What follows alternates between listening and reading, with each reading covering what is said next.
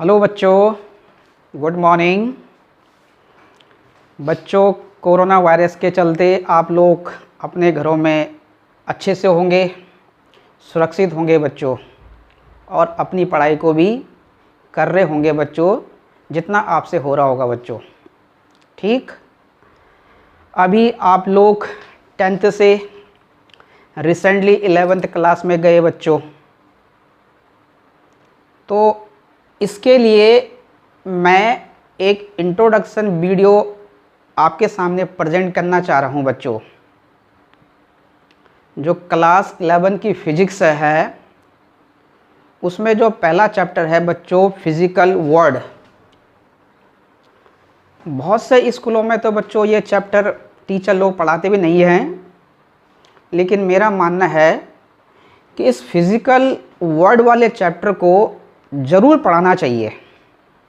अगर आप इस चैप्टर को नहीं पढ़ोगे तो फिजिक्स में, या कहने का मतलब है कि नेचर में जो भी फिनोमिनाज होते हैं, उनके पीछे फिजिक्स का क्या कॉन्सेप्ट है, उसको आप समझ भी नहीं पाओगे। वैसे तो बेसिकली जो आपके कॉम्पिटिटिव एग्ज़ाम हैं, उनके पॉइंट ऑफ व्यू से तो बच्चों ये चैप्टर उतना इम्पोर्टेंट नहीं है, लेकिन जो आपके स्कूल एग्ज़ाम्स हैं उसके पॉइंट ऑफ व्यू से ये भी अपने आप में एक इम्पोर्टेंट चैप्टर है बच्चों।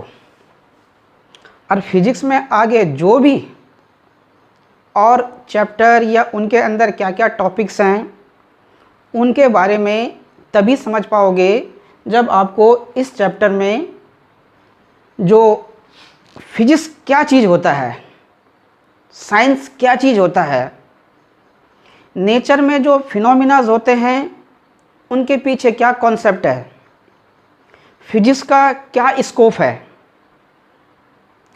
इस सब्जेक्ट फिजिक्स का जो है अनदर सब्जेक्ट जैसे कि केमिस्ट्री हो गया, मैथ्स हो गया, उनके साथ क्या रिलेशन है।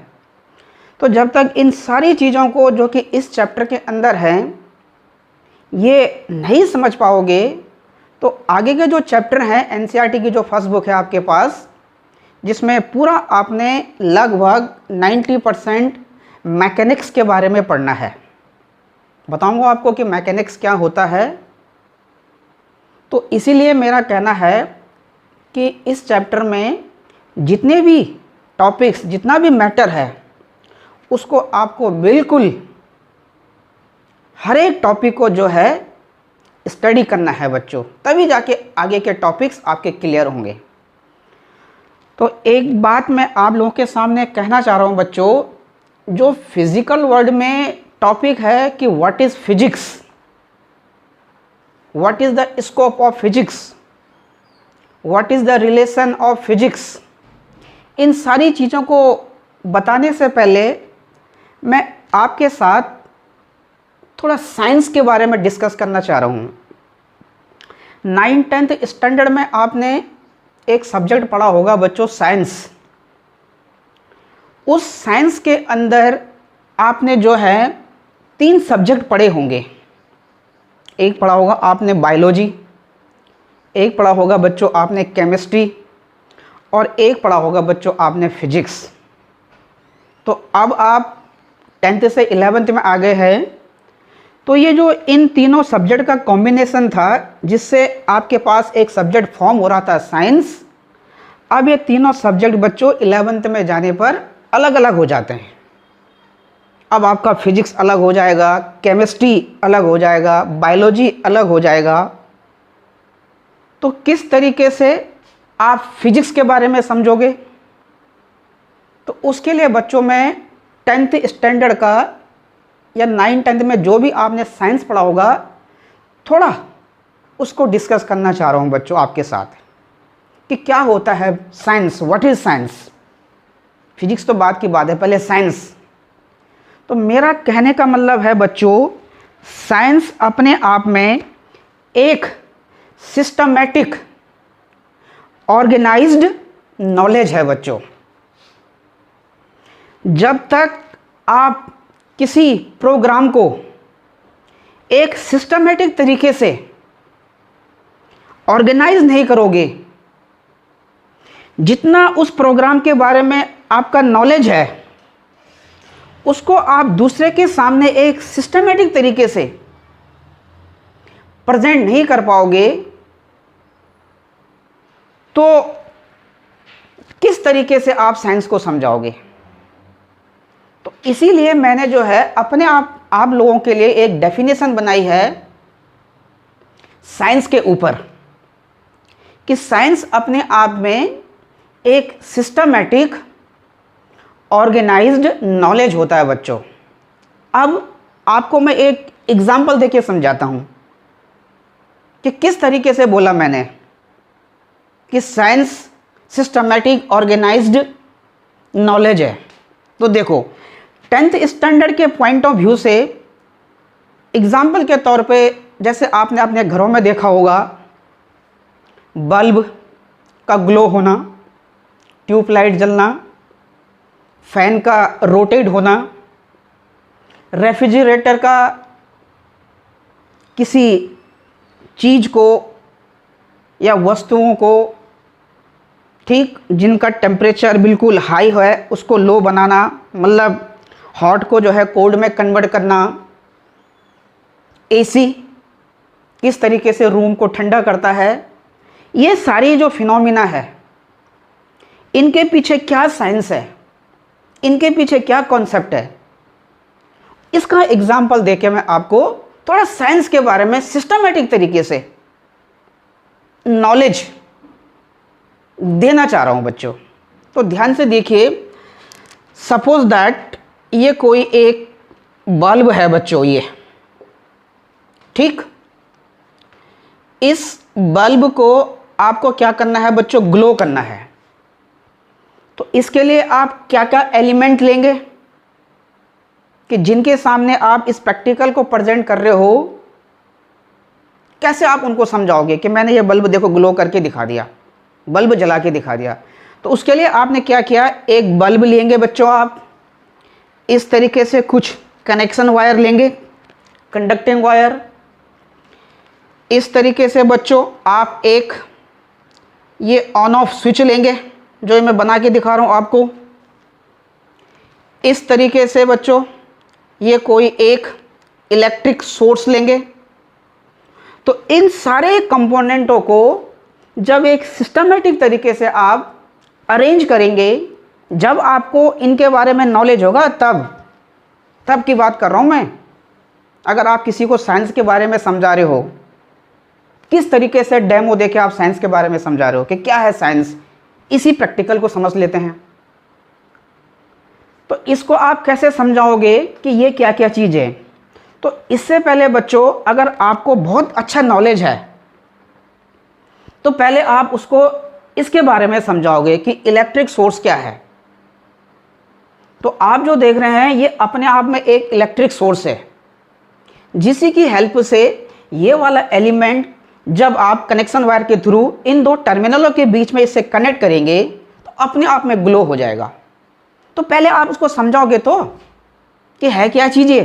तो इसमें आप उसे बताओगे कि इसमें ये दो रॉड होती हैं बच्चों, ये इस सोर्स में जिस रॉड पर पॉजिटिव चार्ज है उसको बोलेंगे आप एनोड, जो कि अपने आप में इस सोर्स का एक इलेक्ट्रोड है बच्चों। इसी तरीके से जिस पर नेगेटिव चार्ज है इसको बोलेंगे आप लोग क्या, कैथोड, जो भी एक इलेक्ट्रोड है, ठीक। इसके बाद कहने का मतलब है कि इन दो इलेक्ट्रोडों से जो ये डिवाइस बन रहा है इसी को बच्चों हम लोग क्या बोलते हैं, सेल बोलते हैं। अब जब बहुत सारे सेलों को आप सीरीज में कनेक्ट कर दोगे, तो सीरीज पैरेलल आपने पढ़ा होगा 10th में, इलेक्ट्रिसिटी वाले चैप्टर में आया होगा जिक्र, ओम्स लॉ पढ़ा होगा आपने, रेजिस्टेंसों का जो है कॉम्बिनेशन पढ़ा होगा, सीरीज पैरेलल क्या है।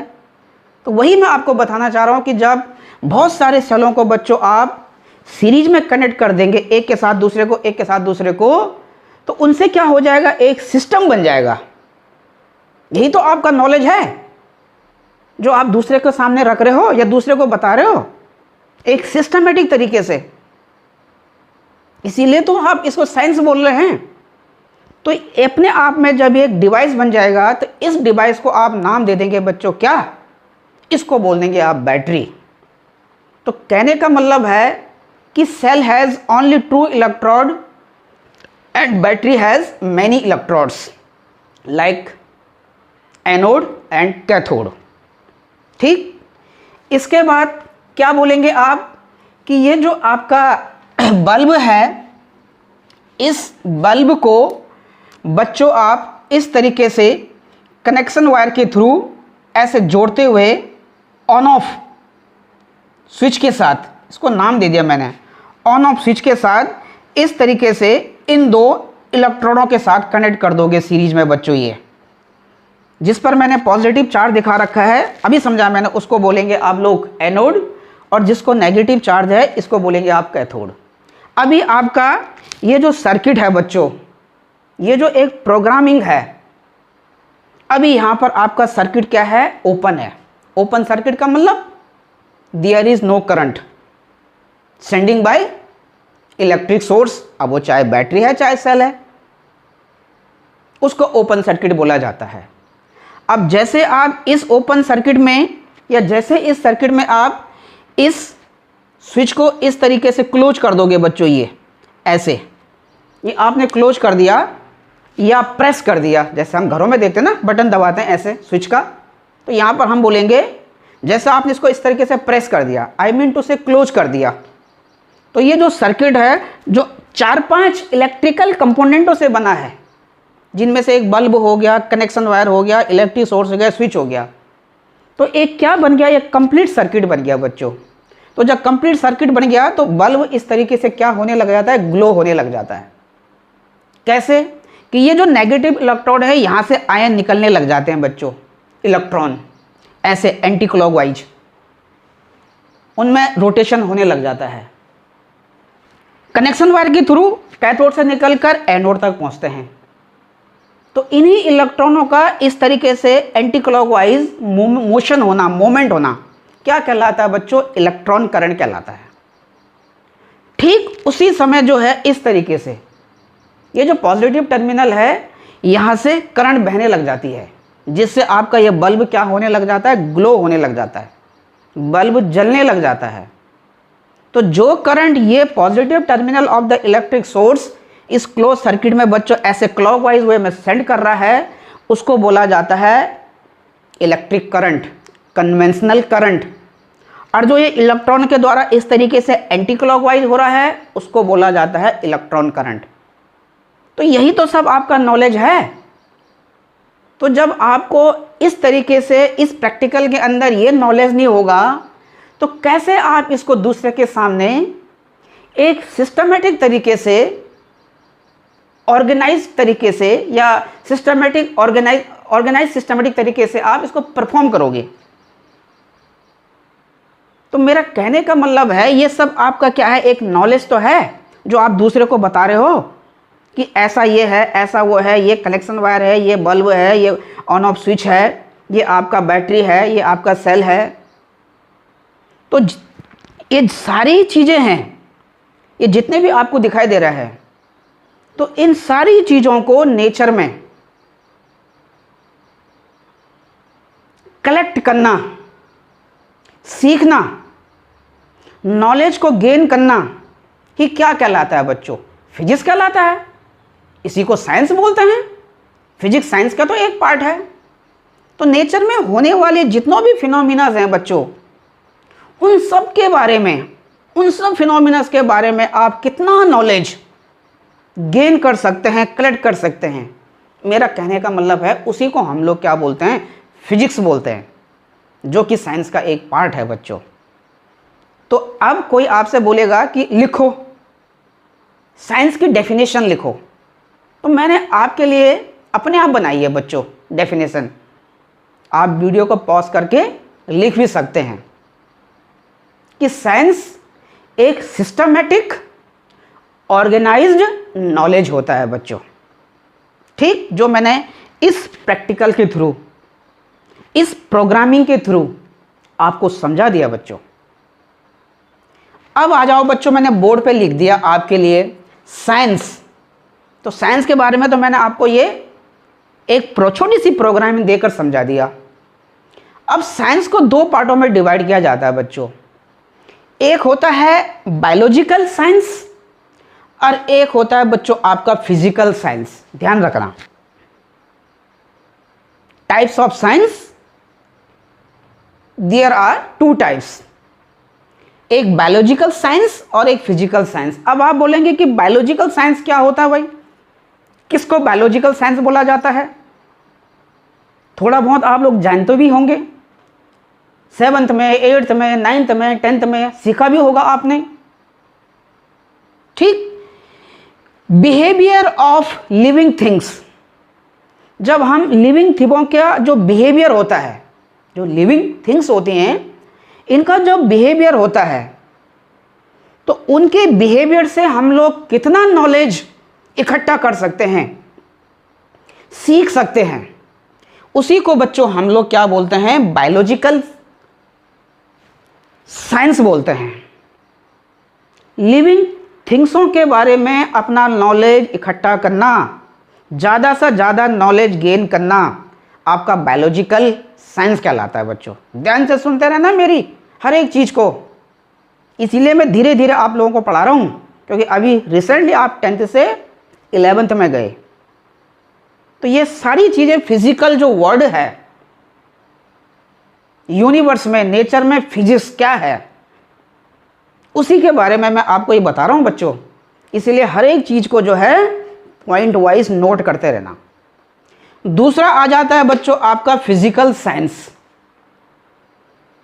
फिजिकल साइंस कि जब हम लोग किन के बारे में, नॉन लिविंग जो थिंग्स होती हैं उनके बारे में जब हम लोग अपना नॉलेज बढ़ाते हैं, अपना नॉलेज गेन करते हैं, इधर से भी, उधर से भी, लेफ्ट से भी, राइट से भी, दाएं से, बाएं से, हर एक जगह से ज़्यादा से ज़्यादा नॉलेज नॉन लिविंग थिंग्सों के बारे में, तो उसको बोलते हैं फिजिकल साइंस। जैसे कोई बॉडी फ्रीली फॉल हो रही है, क्या साइंस होगा इसके पीछे? ठीक, प्लैनेट सन के अराउंड रोटेट हो रहे हैं, क्या साइंस होगा इसके पीछे?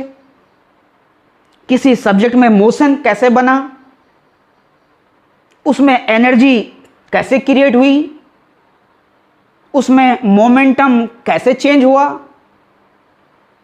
तो ये क्या है? ये सब नेचर में क्या है? नॉन लिविंग थिंग्स तो हैं।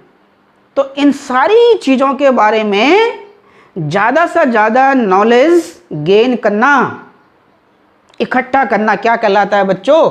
फिजिकल साइंस कहलाता है। अब इस फिजिकल साइंस को मैंने बच्चों आपके लिए दो पार्टों में डिवाइड कर दिया।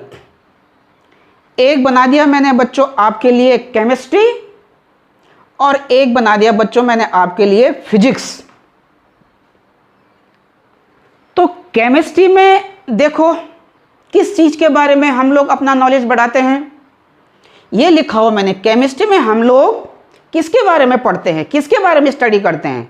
मैटर के बारे में, किसी केमिकल रिएक्शन के बारे में,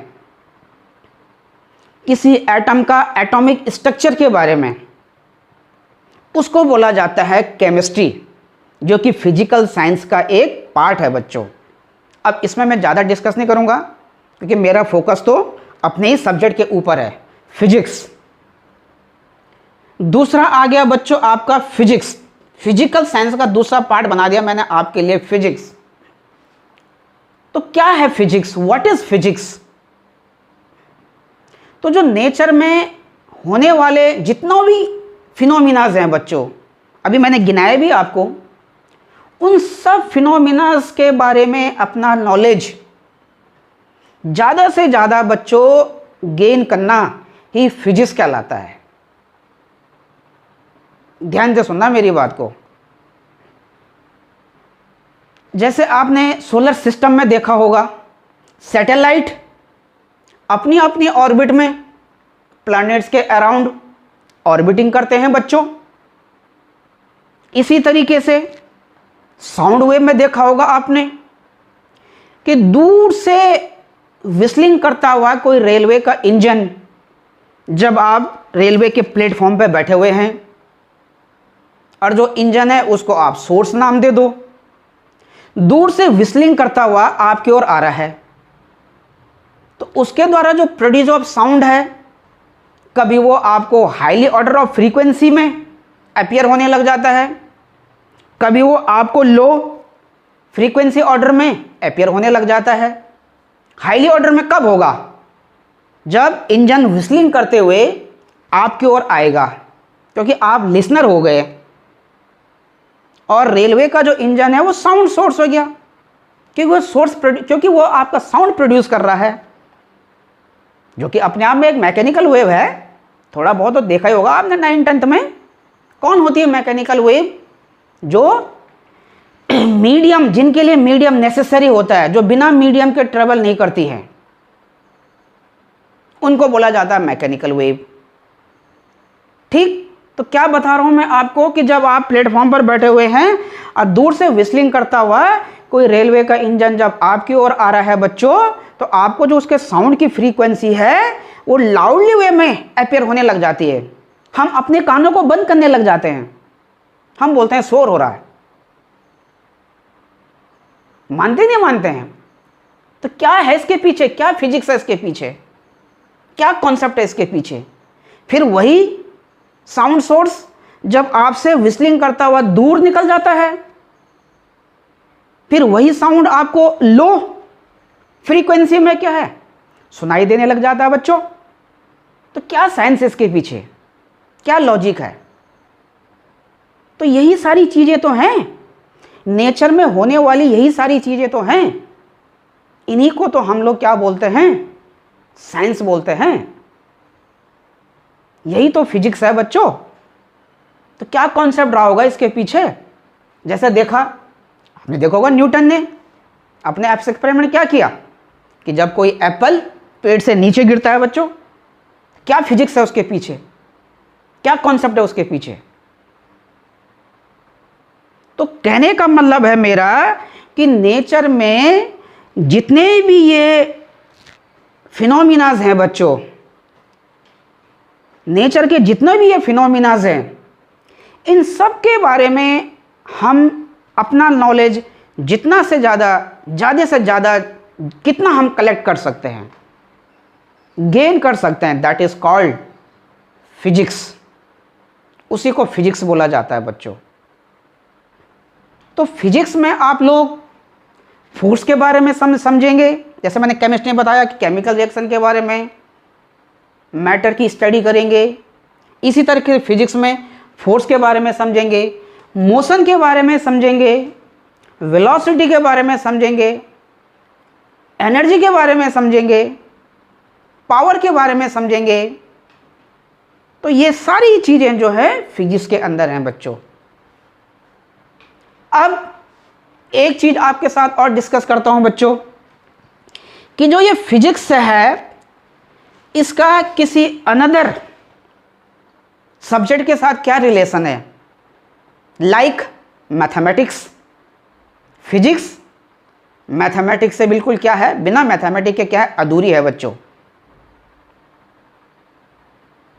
जब कोई भी घटना होती है या किसी भी चीज़ का हम लोग जब कैलकुलेशन करते हैं रिजल्ट निकालने के लिए, या किसी चीज़ का रिजल्ट निकालने के लिए जब हम लोग कैलकुलेशन करते हैं, तो हमें किस चीज़ की ज़रूरत पड़ती है? मैथमेटिक्स की। तो एक छोटा सा एग्जाम्पल देके आपको समझाता हूँ कि क्या है मैथ्स का फिजिक्स के साथ रिलेशन बच्चों। तो मान लो कि सपोज दैट ये कोई एक हॉरिजॉन्टल ट्रैक है बच्चों। इस हॉरिजॉन्टल ट्रैक पर मैंने दो पोजीशन शो कर दी। एक पोजीशन नाम दे दिया बच्चों ए, दूसरी पोजीशन को नाम दे दिया बच्चों मैंने बी। अब जो पोजीशन है बच्चों ए, यहां पर ये कोई मूविंग ऑब्जेक्ट है जिसकी इनिशियल वेलोसिटी 0 नहीं है, मतलब मोशन में कह रहा हूं मैं, तो वेलोसिटी डज नॉट 0, नेचुरल है। तो मान लो कि suppose that initial velocity u is equal to 4 metre per second से ओवर द ट्रैक ये चल रहा है बच्चों अंडर एक्सेलरेटिंग फोर्स से। कैसे बोला मैंने एक्सेलरेटिंग फोर्स से? क्योंकि जब ये t इजिकल टू 2 सेकेंड में बच्चों b वाली पोजीशन पे पहुंचेगा तो आपने क्या किया, इसकी velocity v equal to 8 metre per second बना दी बच्चों। तो देखो टाइम के साथ आप इसकी वेलोसिटी चेंज होते हुए दिखा रहे हैं। या तो आप ये मान सकते हैं कि जिस समय ये ए वाले पॉइंट पर रहा होगा वहां पर टाइम की वैल्यू क्या रहेगी, 0 रही होगी, और जब ये ड्यूरिंग मोशन बी पे पहुंच गया तो वहां पर टाइम कितना हो गया बच्चों, 2 सेकंड हो गया। तो टाइम के साथ इस तरीके से जो है ये वेलोसिटी चेंज हो रही है। तो टाइम के साथ वेलोसिटी का चेंज होना क्या कहलाता है, एक्सेलरेशन कहलाता है। इसीलिए जो मैंने यहां पर एक नाम दिया एक्सेलरेटिंग फोर्स, मतलब जो आप इस पर फोर्स लगा रहे हैं वो कांस्टेंट नहीं है, इंक्रीजिंग ऑर्डर में आप उस पर फोर्स लगा रहे हैं, इसीलिए मैं उसको नाम दे रहा हूं एक्सेलरेटिंग फोर्स। क्योंकि टाइम के साथ आप इसकी वेलोसिटी चेंज होते हुए दिखा रहे हैं। अब जब टाइम के साथ आप वेलोसिटी चेंज होते हुए दिखा रहे हैं तो जो मैंने बोला कि कितना एक्सेलरेशन बना होगा, तो आपने 10th स्टैंडर्ड या 9th स्टैंडर्ड में कुछ इक्वेशन ऑफ मोशन पढ़ी होगी बच्चों। तो जो फर्स्ट इक्वेशन ऑफ मोशन हुआ करती थी v equal to u plus a t, इसमें मैंने ये सारी वैल्यू रख दी बच्चों, इनिशियल वेलोसिटी की वैल्यू, फाइनल वेलोसिटी की वैल्यू, कितना इसने टाइम लिया। तो v equal to u plus a t में मैंने वैल्यू रखने के बाद इस तरीके से एक्सेलरेशन निकाल दिया बच्चों, that is a equal to 2 metre per second square, ये आ गया बच्चों। तो इस तरीके से फिजिक्स का मैथ्स के साथ बच्चों ये रिलेशन है। तो फिजिक्स जो है मैथ्स के बिना बच्चों अधूरी है। तो एक्सेलरेशन निकालने के लिए हमें कैलकुलेशन तो करनी पड़े, कि बिना कैलकुलेशन के आ गया ये। तो this is the relation of physics with maths. तो इस तरीके से बच्चों आज मैंने आपको साइंस के बारे में समझाया। फर्स्ट वीडियो में जो कि फिजिकल वर्ल्ड का पार्ट 1 बना के मैंने आपके सामने ये प्रेजेंट किया। तो आई होप जो मैंने आज आपको पढ़ाया बच्चों ये बिल्कुल आपको समझ में आया होगा। हर एक चीज़ को आप वीडियो को पॉज करके नोट कर लेना बच्चों, ठीक। और बच्चों ज़्यादा से ज़्यादा हमारा जो ये वीडियो है या हमारा जो ये यूट्यूब चैनल है मैथ्स SKY जोशी, इसको बच्चों सब्सक्राइब जरूर करना और बेल आइकन को प्रेस करना मत भूलना, कि जो भी हम लोग यहाँ से वीडियो आपके लिए रिलीज़ करेंगे या अपलोड करेंगे ताकि सबसे पहले वो आप तक पहुँचे, ठीक। और कमेंट्स बॉक्स में कमेंट्स ज़रूर करना बच्चों, और हो सके तो ज़्यादा से ज़्यादा अपने दोस्तों में इसको शेयर करने का कष्ट करना बच्चों। धन्यवाद, नमस्कार।